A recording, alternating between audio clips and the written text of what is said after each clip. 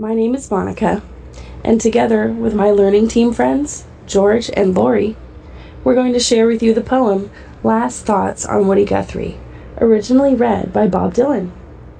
First, I'll tell you a little bit about Woody Guthrie and his relationship to Bob Dylan. Woody Guthrie was a popular folk musician, most famous for the folk song, "This Land Is Your Land."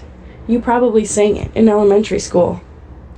Bob Dylan told a crowd in 1961, "I've been traveling around the country, following Woody Guthrie's footsteps."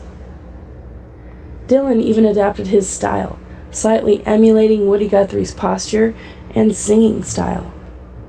There was a friendship between the two musicians, which appeared to have a mentor-like effect on Bob Dylan.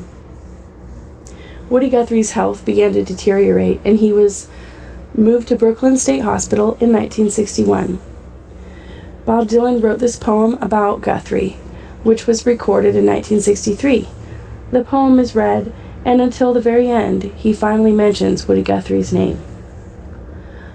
Although it was recorded in 1963, the reading was not released until almost 30 years later, in 1991.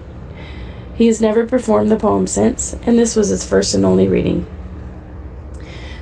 As a Bob Dylan fan who grew up in the 90s, I own the bootleg series, and I connected to this poem as a teenager and how it talks of all the conditions in our lives. The influence of Bob Dylan has spread to many people just like me and other musicians and poets.